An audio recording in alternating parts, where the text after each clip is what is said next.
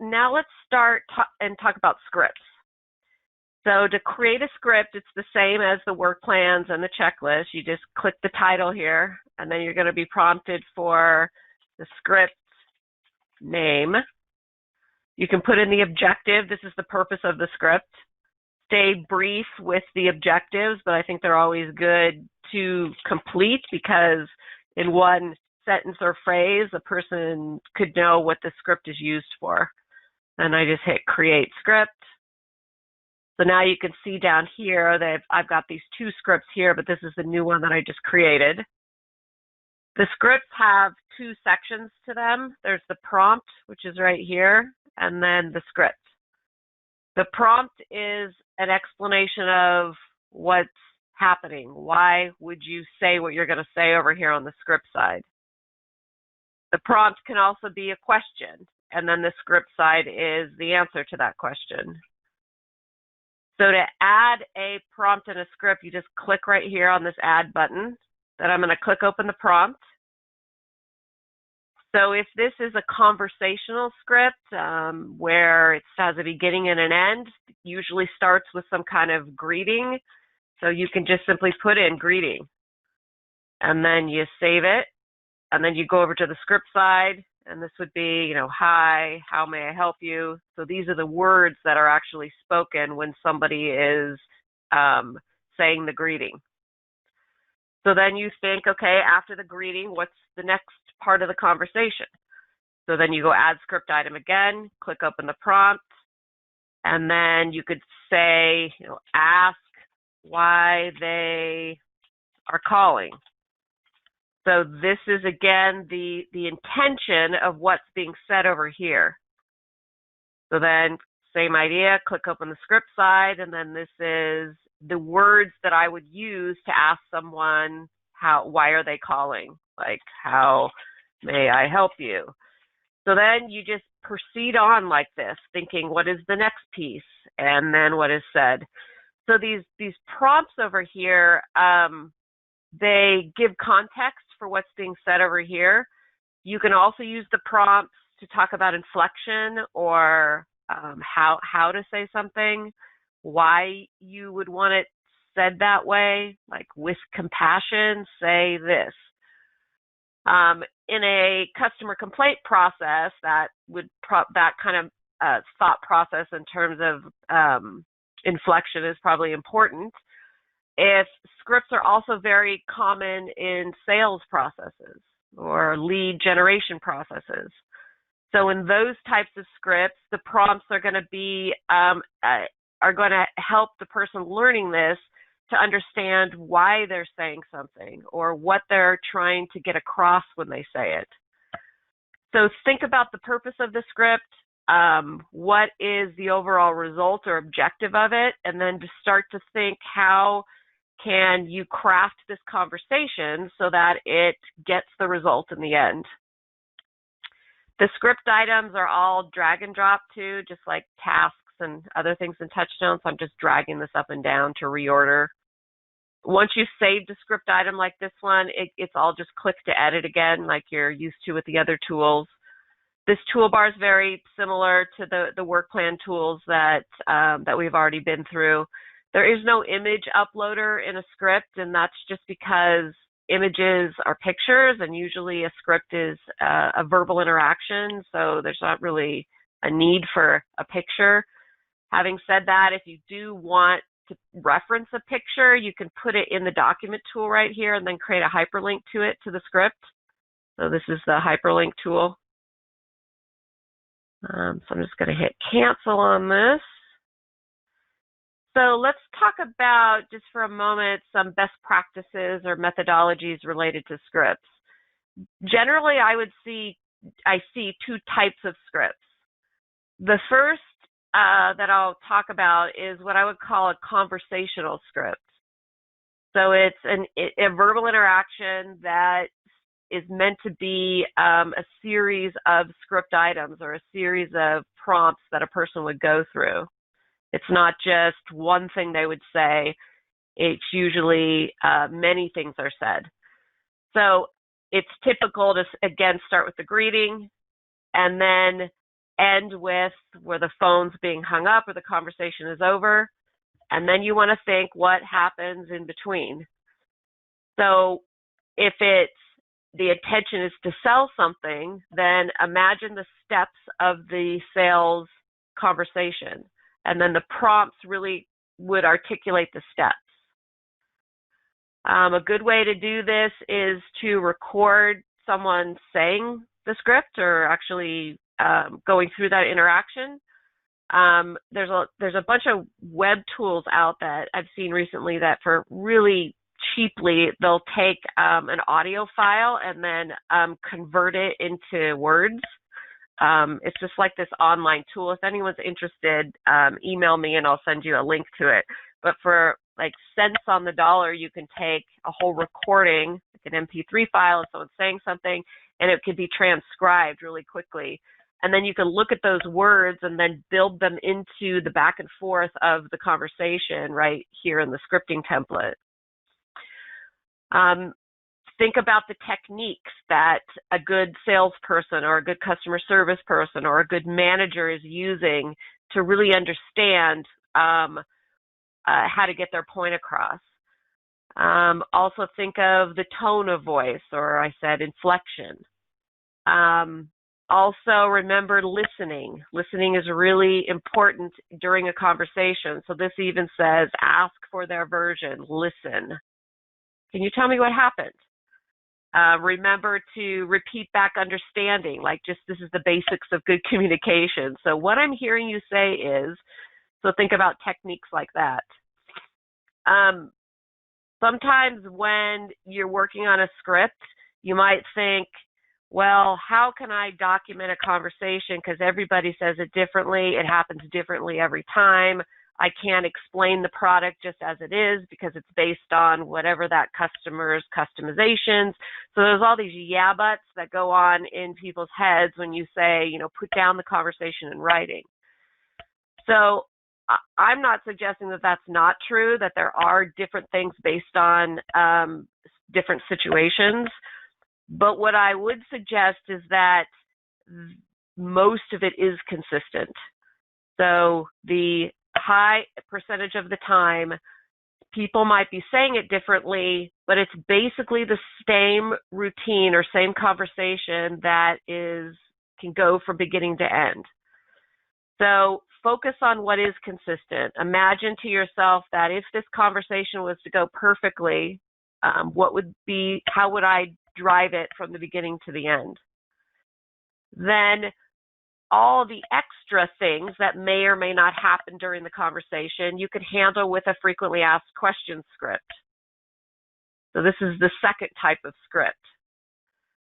So an FAQ script is a series of questions or situations that may or may not come up. So you can look at it as if the conversational script, like this providing a solution one, is the best way it could go. It's the most rudimentary. It's the typical way it goes. Then this FAQ script is trying to handle everything else, all the if-thens, all the things that may or may not get said. So with an FAQ script, the prompt is the question or the situation, and then the script is the words. And these different questions and answers may not go in any particular order. They're just kind of random. So they could also be something like this, where what to say to over-the-counter, over-the-top angry customers. Be apologetic, sympathize, accept responsibility, find a way to help. And then there's techniques or words in order to do that. So again, it could be a situation and then the response, or it could be a question and an answer. FAQ scripts can grow over time. You might sit with your sales team and say, let's brainstorm FAQ script for the closing of the sales call. And your team might be able to come up with 3 or 4 different prompts or things that could happen.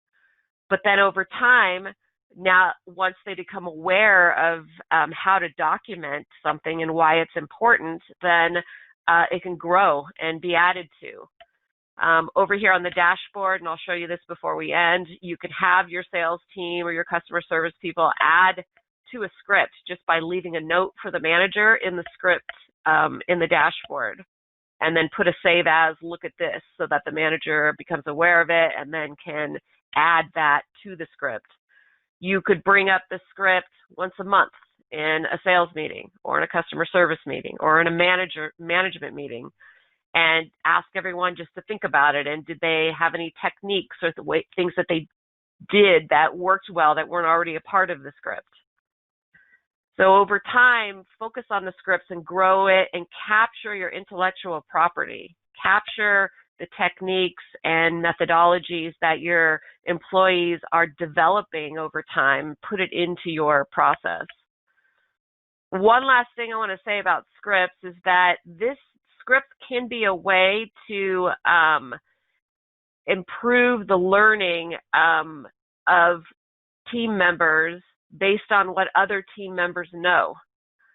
So if I have to have 5 years of customer service experience in order to deal with the customer issues that come up with in your company, if you have a really good script for customer complaints or customer service issues, it can decrease that experience time that I would normally have to gain through time and experience. It can decrease it by 50, sometimes 75%. So because you're taking all those really great techniques that have been learned over time, that experience that someone had to do through trial and error, you're putting it into content that you can then teach. Next tool down is called Uploaded Files, and that's this tool right here. To upload a file, same idea as the other tools, you just click right on the title. So then you're going to see this field, which is prompting you for the name of your file, and then again the objective field. The acceptable file types are Word docs, Excel, PowerPoint, or PDF documents. If you try to upload something other than these file types, then you're going to get an error message. Most everything can be saved as a PDF, so any other file types that you have that aren't these, 9 times out of 10 it can be saved as a PDF. So to upload a file, I would just hit Choose File, and then you're looking, at your computer. I'm going to take that. You click the file that you want to upload, and you're going to see it right here next to the Choose File field, and then you just hit Create File. So now TouchStone has uploaded that Excel spreadsheet, and the file is right here. You can also see down here under the Uploaded Files tool here that the name of the file, whatever name you put in, will appear there. When you go to view a file, you just click View File, and depending on your computer setup, the file will either be in downloads, like mine's downloading at the bottom of the computer, or on Macs, you have a download section. And then when you click the file, I have no idea what this is, but we'll see in a minute here. It's going to launch Excel or Word or whatever this file was uploaded, whatever system it was uploaded in, and you view the file. So if it's a Word file that you've uploaded, or if it's a PDF, then Word's going to launch and you'll be viewing the file. So when you view the file, like this file right here, this is in Excel right now. So if I make a change to it, that change is happening in Excel. It's not happening in TouchStone. If it opens in Word, you see that file in Word, you make changes to it, well, that is happening in Microsoft Word on your computer, not inside of TouchStone. So the point is, if you make a change, you need to do File, Save As, save it somewhere on your computer, and then you go here to this little edit pencil, click the edit pencil, and then find that file, the changed file, and replace it with the old one. So replace the new one with the old, replace the old one with the new one, and then you save it. So that's the only tricky thing about uploaded files. If you make a change to that file, then you need to re-upload the changed file. Now on the dashboard, it's spreadsheets, Word documents, whatever you have, can be accessed and used on the dashboard. So, and again, I'll show you this as an example of this before we end. But if, let's say, you have a master spreadsheet of some kind, a report that needs to be filled out, if somebody accesses that on the dashboard here, they're going to launch the file, then it's going to open, they're going to add information to it, they save it back to TouchStone, and then that changed version or that version of that file that has content added to it will be saved in TouchStone on the dashboard. So the only time you have to upload, reload, like I just showed you here, is if the master document changes. In the new release that's coming in, I'm going to say 3 or 4 weeks, we have drag and drop uploaded files, also images. So rather than having to do this view file, look at it, save, edit, re-upload, you're just going to have a window where you can drag the file right into the window, and then it saves.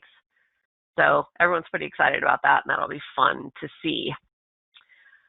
Use the uploaded file tool when you've got a spreadsheet that's used in the process. There's no tool over here that runs calculations, so it has to be an uploaded file.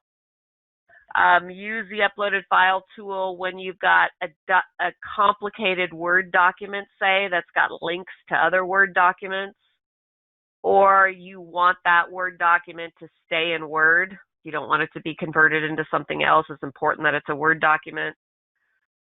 If it's a PowerPoint presentation, obviously that's, a good a reason to have it as an uploaded file. And a PDF. So if there's content that's in a PDF manual, if you've got like manufacturer's instructions on how to use your office equipment, there's a manual of some kind that goes along with the process for whatever reason. So anything like that, upload that document as an uploaded file.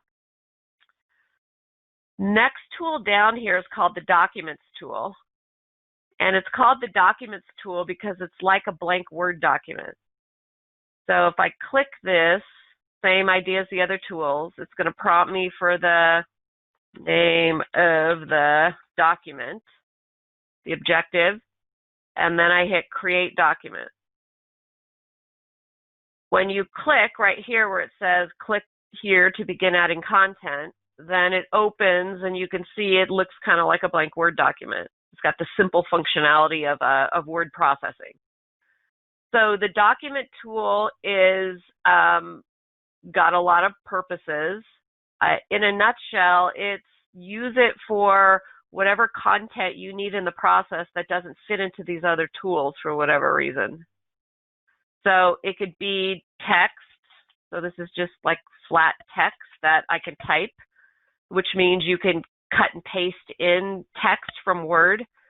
You can also make a list. So if you've got, 1, 2, 3, 4 for something, then you can add that 1, 2, 3, 4 and make a list. If you have a big image, like a big picture that you want in the process, but you don't want to put it into the task of a work plan, like over here, then you can use the image uploader right here to insert the image. You can do sample emails. You can do sample letters. You can take a form or information that's in a Word form and you can cut and paste it in here. Or you can do a table right here with columns and rows. I'm going to show you the custom form tool here, which is a little bit better for forms, I think. But if you want to do like a simple table, this is just a table with 2 columns and 2 rows. And then you've got this functionality here where you can add them above or below. If you have a table built in a Word document with text around it, you can cut and paste that into the document tool. If you have something that is a Word document and you want it into in the process, I would suggest that it's better in the document tool than being an uploaded file. If it's an uploaded file, the Word document, you then have to deal with this issue of if it changes, then you got to change the master document. So if possible, use the document tool for text, anything that doesn't run calculations like an Excel spreadsheet would, anything like that, use the document tool for that instead of it being an uploaded file over here. Just for that reason that if I save this, here's my document. And if I want to change it, I just click and open, I can change it and save. If it's an uploaded file, I've got to click uploaded file, view file, Word launches, it opens, I add my information, I save it, I re-upload it. It's more steps. Next tool down is called the custom form tool. And to make a custom form, click the title and you put in the name of the custom form, the objective, and then hit create. The custom form tool is similar to Google Docs for Google Forms, for those of you who've used that. These are the basic fields that you can add. A short answer field is just that. It's for a title or 3 or 4 words at the most, or name field. So I just type in what I want the field label to be, and then I hit save. And then you can see this little name field appears. Paragraph is for more information. So you can do notes / comments. So if you want someone to fill in information that's not a short answer. It could also be a question that you want answered in writing. Multiple choice is when you've got you want to choose one answer. So I can put choices here, as many as I want, but there can only be one answer. So the person completing this can only fill out one of these choices. If you want to add more choices, you just hit this little plus sign and then another choice appears. You can also drag and drop to reorder the choices. So I'm just pulling this up and pulling this down. If you want less choices, you just hit this little negative sign and then it gets rid of one of the choices. When you're done, you just hit save, and then this is what it looks like. So multiple choices when there's one answer. You can do checklist boxes, and you want to use that when there's multiple answers. So it would be similar to the checklist, but it's embedded in this form. So here you give what these different choices are, and then once it's saved, somebody can check off all 3 of these things rather than multiple choice where there's just one. Once I've added anything to a custom form, if I want to edit it after I've added it, then it's click to edit, click this open, and now this can be changed. And then the last field type is drop down. So this is good for yes or no. So you type in the question. If you have a list of things, then you can put in that list, or you can do yes/no questions. Remember to delete any of the choices that you're not using, otherwise you'll have a blank field. And then just hit save, and then you can see it's this little drop down. So the drop down saves space in the custom form. You've got a long list of things, and someone's supposed to choose one thing on the list. So use this custom form tool when you want to collect information about what happened while somebody was performing the process. These custom forms can be used and are commonly used on the dashboard over here. So employees go even on mobile phones and call up the process, click the form, fill it out and save it, and then a manager can run a report of the form that's been completed or multiple forms that have been completed. These forms are great for your management processes, so creating meeting agendas, performance review, hiring, firing someone. So anytime a manager needs to collect information again about what happened while that work was being performed, then it's saved back to TouchStone, and it's their manager can go and review it and look at it. If you don't have another system for your production or your service department, the custom form tool can be great for keeping customer information, keeping information about jobs that were performed. TouchStone's not a CRM, but if you don't have a CRM, then the custom form tool is better than not having anything. It's better than, keeping it on an Excel spreadsheet. So you could use it for lead qualification or documenting what happened during the sales call. So it has a variety of purposes. It's meant to be completed on the internet, though. You can go here and print it and export it if you want to, but you can see where these drop downs aren't going to appear once you print it. So it's really meant to be used inside of TouchStone. Just another quick technique here. If you ask a question, so let's imagine here's a question that you're asking. You can also then do a paragraph and just answer, say why. So if the person answers this question a certain way and you want to know why, you just put this, and I'm just going to drag it because this is all drag and drop as well. I'm just going to drag it up under here. So these are the questions, and then you want them to fill in the why.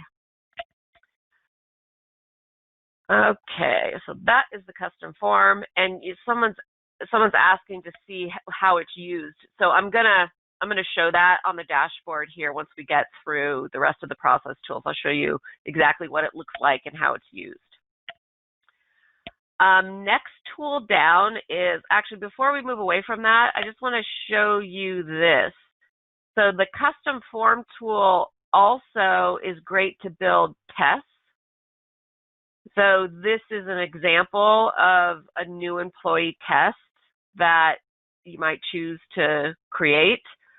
So the idea with a test like this one is that the employee's learning the process, they're studying it, they're memorizing the scripts, they watch the videos, maybe they practice doing it for a while, they see someone else doing it, then they try it themselves. So with a lot of work, just the reading of the work plan may not be enough. You may need to practice it for a while.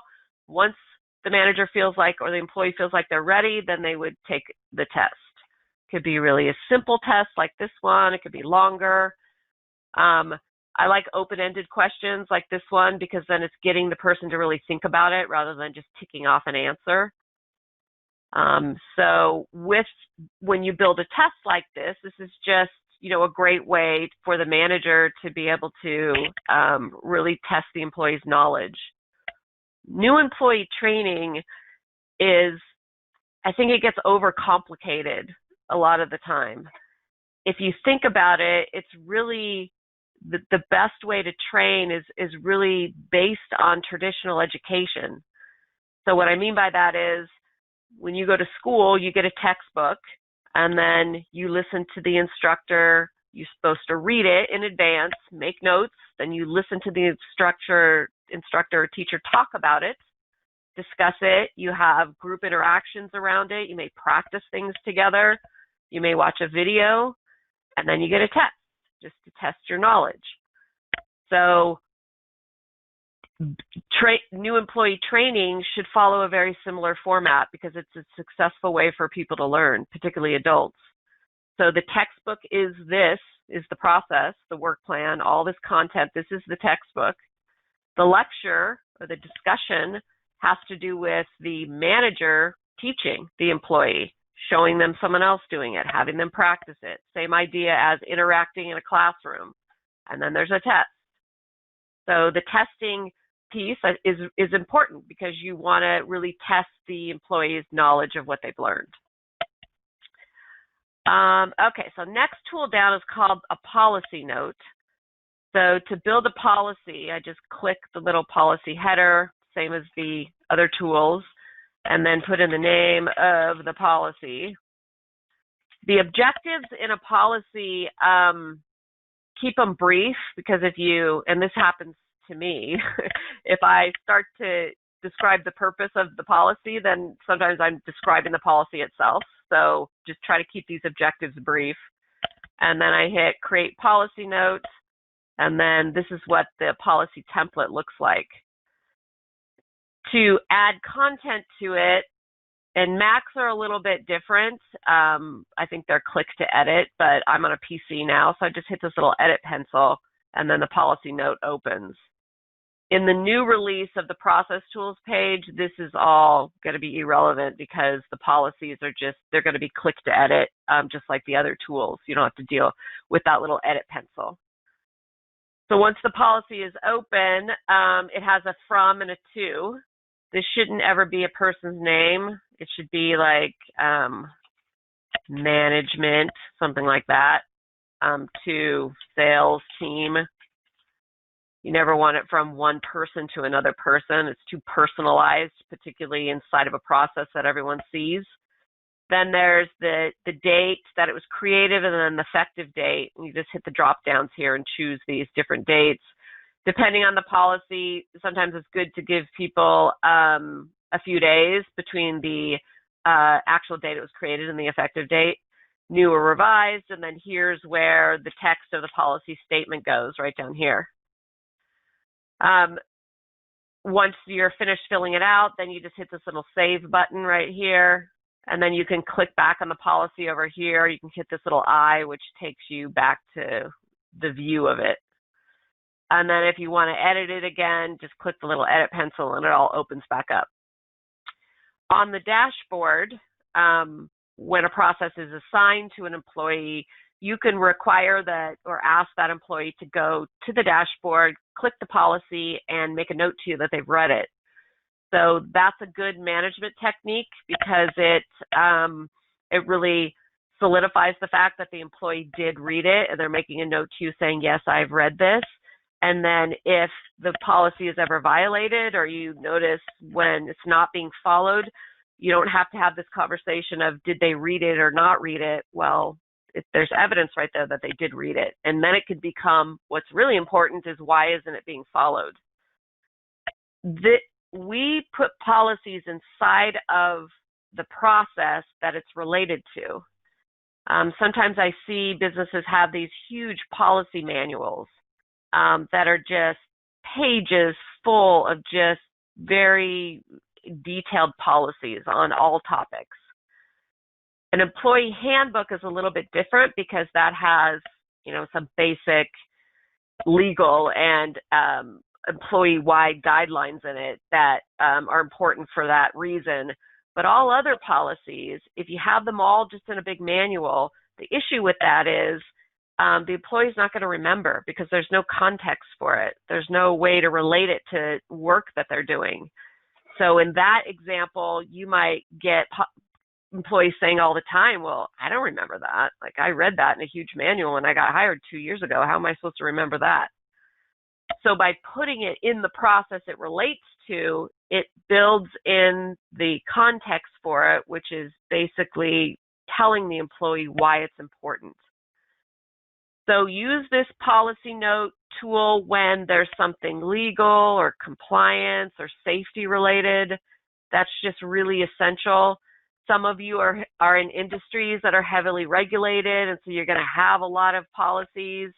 I was looking at an account for an insurance broker. They did commercial insurance, government, municipalities, things like that.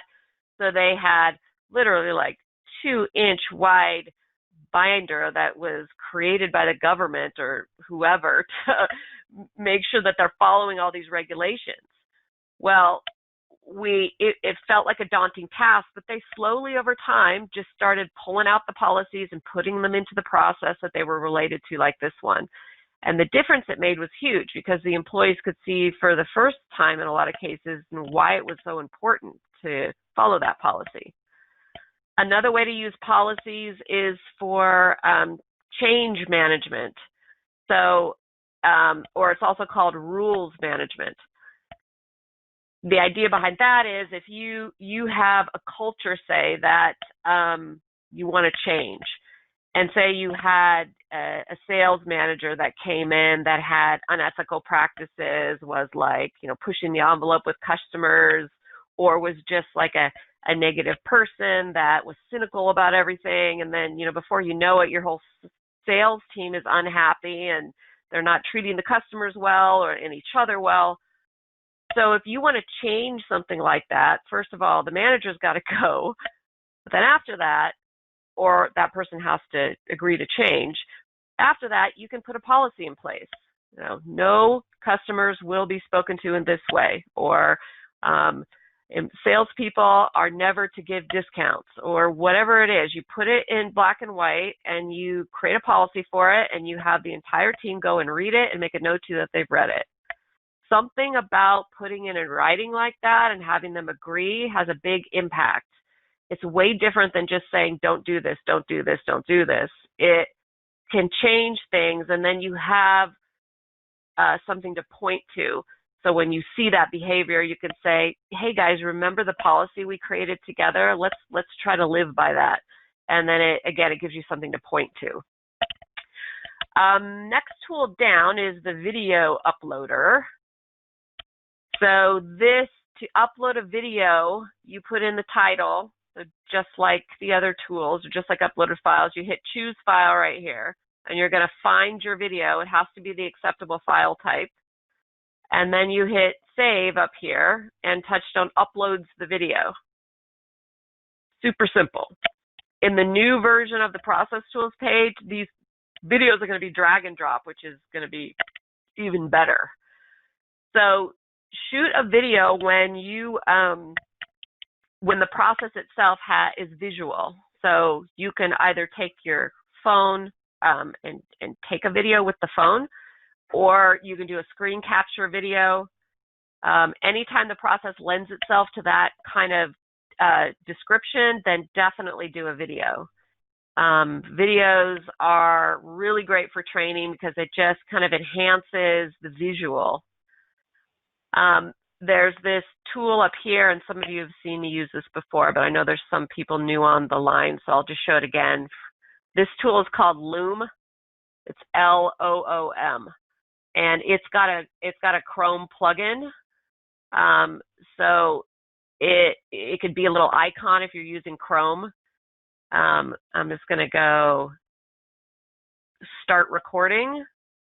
And so now it's asking me, do you want the entire screen or just the application window? I'm going to choose application window here and hit share.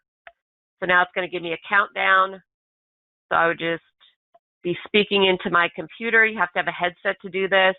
And then I would go, this is the customer service process. These are the guidelines. Let's talk about first you listen, then you do this. This is the checklist you have to fill out. You could even go to another piece of software, open it up. When you're done with the explanation, you just hit this little finish recording button. And now Loom's kind of preparing the video. It's pretty quick. And then once it stops, you hit the little download button, which will appear here in a minute. So I download these. I have downloads set to my downloads on my computer. And then I would just go back to TouchStone here. I click the video tool. And then I put in, you have to give it a name. Then I hit choose file. Then I'm going to look for it in my downloads, which are right here. There's the video. Double click it. Now TouchStone's loading it. This is going to load really fast because it's short. If it's longer, it might take a little longer to upload. And then I hit save. And then whoop, there it is. So you see how quick and easy that is. And now this video lives inside of TouchStone, and whenever I hit this play button, it's going to play, and you'll hear the person's voice and all of that. Once the video is uploaded, there's no more upload times. It's always embedded inside of TouchStone. So this tool, again, is called Loom. I'm sure people have other tools that they like, but I find Loom to be really easy to use. Make these videos. I mean, videos are great, and you saw how quick and easy it is. Do like welcome to the company videos. Do this is my org chart video. Shoot a video of how the warehouse is supposed to look. Shoot a video of somebody handling a customer complaint on the phone. Anytime that makes sense for the process, definitely do it. Having said that, a video doesn't replace a work plan. So a video alone isn't enough to fully document a process. It's just a piece of the process. It's just one tool of the process. If you don't have a work plan, you don't have the textbook. So imagine going to a class, watching a video, and then taking a test on it. Well, you're not going to remember the whole video. It's going to be, just pieces that you remember. In addition, if someone asked you, how do you do step 3? Well, are you going to scroll back and forth on the video trying to find step 3? Well, you could, but that's ridiculous. You need a step-by-step for the process. In addition, a video is a great enhancement to it, but it's not everything. Once you've uploaded videos, you can download them right here with this download button. This button right here will allow you to replace the old video with a new one. You just click this and then choose File and then find the new video. And then once you hit Save, it's going to replace the old one with a new one. Don't make your videos big Hollywood productions. It's better if they're not, because you get really invested in that video if you spend a lot of time on it, and then before you know it, something changes, you want to make it better, but you're like, wow, that took me 5 hours, I don't want to replace it. So make them really easy, make them ad hoc, make them friendly, fumble around with your words, who cares, and just upload the video. Last tool here is an audio upload, so same idea as video, except for this is an MP3 file. Every single smartphone has some kind of app that you can use to do recordings. Everyone should have that on their phone anyway, just in case you need to record something quickly. But it used to be very complicated where you'd have to have special devices for your headset and then do a tape record it. And I'm showing my age, but that used to be the way that you'd had to record a conversation. Now that's not a hindrance anymore. It's super easy to record conversations. So use the audio when it's just a verbal interaction. It's not necessarily visual. Anytime a process has a script in it, like these here, I think it's a really great idea to do a role play of it, or literally have someone practice it or say it while you're recording them. It could even be for real, is what I was trying to say. It doesn't have to be a role play. So people can hear how it's supposed to sound. Inflection, the way, being compassionate, that can all be articulated through tone. And if someone can hear that, then it goes a long way in developing their skills. I think this is also a good technique. So this is customer complaint resolution example. And then this is an example of what not to do or how not to sound. Oftentimes people don't know how what they're saying sounds. They can hear it, then suddenly they can change it because they really hear that it doesn't sound good. So this is the process tools page. Remember that not all these tools are used all the time. In fact, I think it's very rare that I would see a process where every single tool is used. Very rare. Doesn't mean it doesn't happen, but it's rare. So don't struggle to create one of these tools if it just doesn't fit for the process. Keep it simple. So let's go over here to the dashboard. And I'm just going to show you what this process looks like on the dashboard. So the idea of the development of those tools, particularly things like checklists and forms and custom forms, is that you have the ability to use those on the dashboard. So if we go here to my control panel, this is the manager of admin finance, and I'm pretty sure this customer service process or customer complaints process is here. There, maybe not. So let me choose a different process. There it is. So if I was going to do a customer complaint today, if I was going to handle one, I'm getting ready to make the phone call, I might click this process. And first of all, I might look at the work plans here just to remind myself of what to do. So here on the dashboard, if you need a reminder, the work plans would be used in that, could be used in that example. Or if I didn't handle a customer complaint very well last week, my manager might say to me, go to the work plans and the process and just review it. Just go through the step by step and just remind yourself of each of the steps and why it's important. And then make a note to me that you did that. So I could go here to this customer complaint processing. I read it. I study it. Nothing can be edited or changed here. I'm just seeing a copy of this work plan.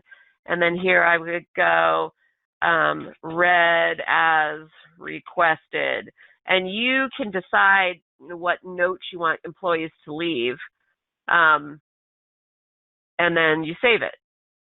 So now it's date and time stamped, and my manager could go over here and run a report at the end of the week just to make sure that I did what she told me to do. So that's one example. They would come and maybe read these for management purposes or just to remind yourself. If an employee is being trained in the process, they would start from top to bottom with this process and go through every tool here, read it, study it, and then make a note that they did it. If a process has something to be completed inside of it, like a checklist, like this one, this would be another reason to come here. So I would go to this checklist, and now I would save this. In this example, probably the customer's name makes the most sense. Whatever you save something as is what you can search for.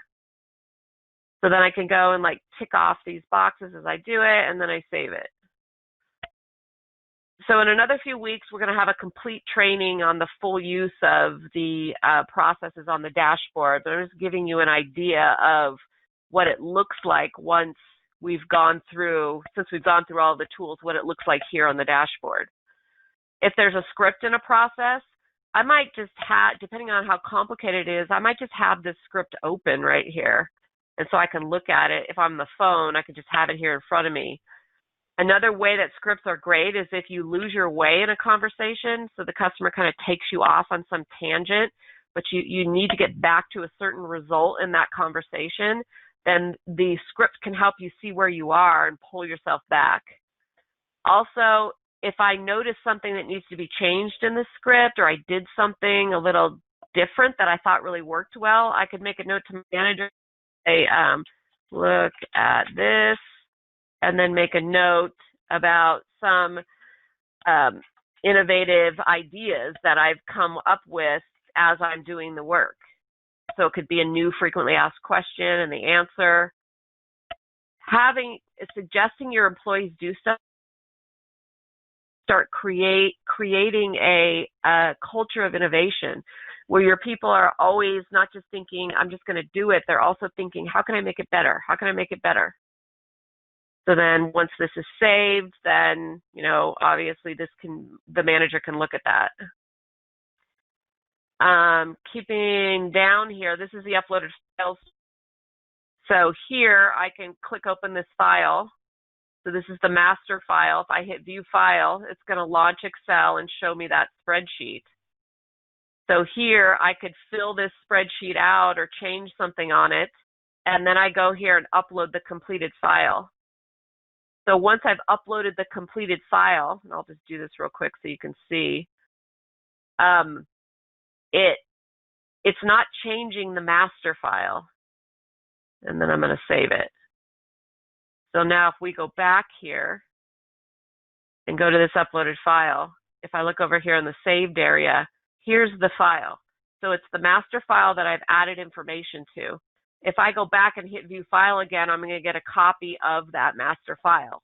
If I want to go and add more information into this from the one that I did yesterday, I click it here, and then I add more information, and then I save it. So even with uploaded files, things can be added to them, they can be used, and then re-uploaded. Here's the document tool. This is the document that we added.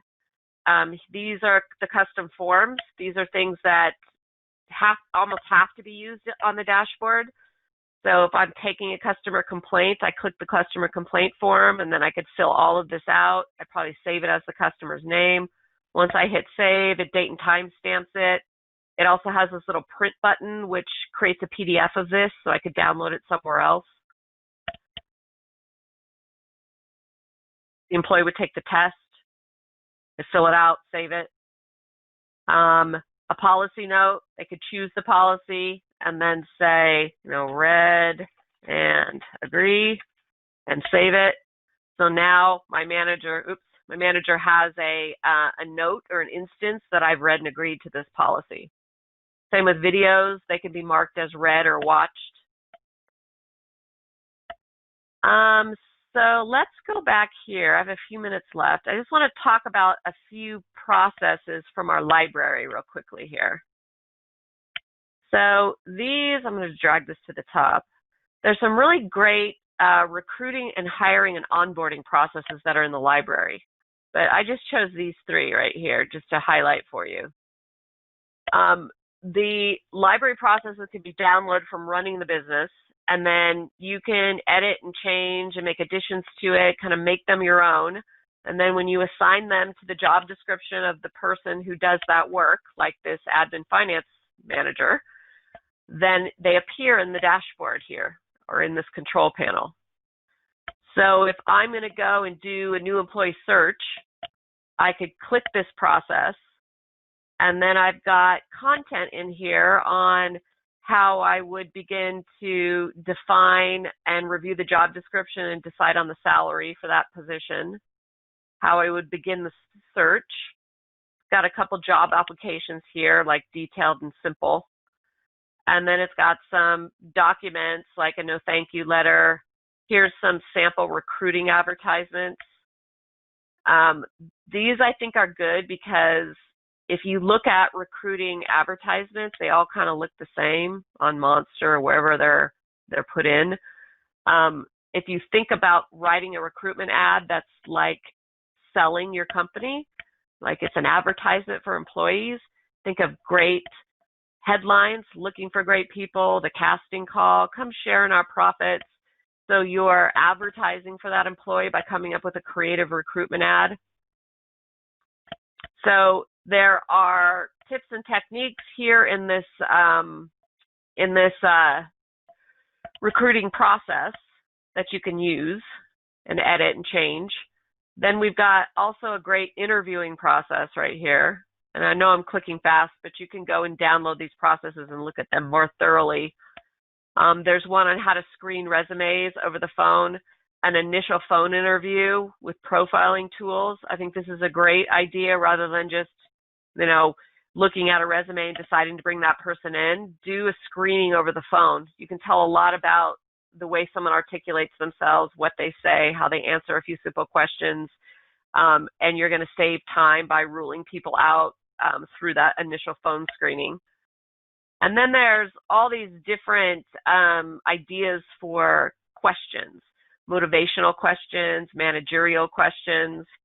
We even have these built into custom forms. So here, this is a motivation questions, and the manager can have, the person doing this can have this open on their computer or on their iPad or on their phone, and they're asking the question, tell me a situation where you really blew it. How'd you handle it? What'd you learn about it? And then I can make notes right here, and I literally do this about what I want to remember about what they're saying. And I tell the people in advance, I'm going to make some notes as you talk. The point of having effective interview questions is that you screen candidates thoroughly.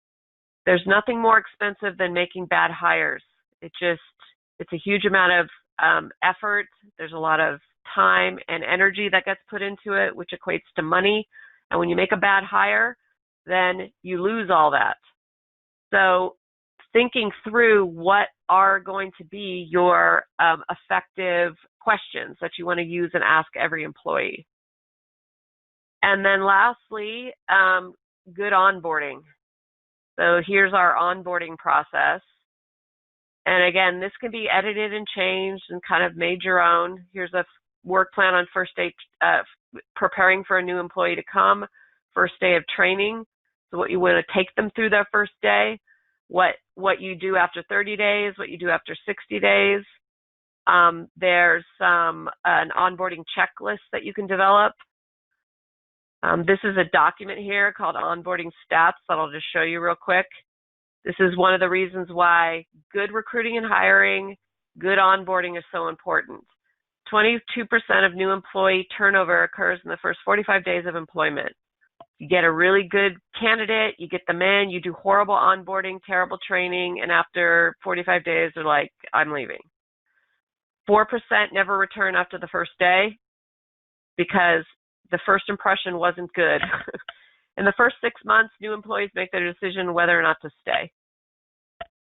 The cost of losing an employee in the first year is 1.5 to 3 times their annual salary. I'm not making this up. This statistics all over the internet. So this is why doing good recruiting, good interviewing, and good onboarding is so important. 1.5 to 2 times their annual salary. It's huge. It's because you spent so much time training, so much time dealing with mistakes that are made because of bad training. And then when the employee leaves, all that money and investment goes out the door with them. So just these simple things of doing really good recruiting and hiring and then really good training, and TouchStone can support you in all of that endeavor. 3 great processes for recruiting, interviewing, onboarding, and then we flip right here to great job descriptions and hopefully over time documented processes which equate to really good training you take an employee through. So here's 4 weeks of training here that I put in as groups, and then I organize these processes. This is the job description for the bookkeeper. I'm organizing these processes into weeks. So I've got a good employee, I've vetted them, I've done great onboarding, and now I'm taking them through a thorough training where they learn these things in week 1, these things in week 2. There's a step-by-step for all of it. So this is the kind of new employee experience that if you create it, if you work towards this, it's going to make you just miles ahead of your competition.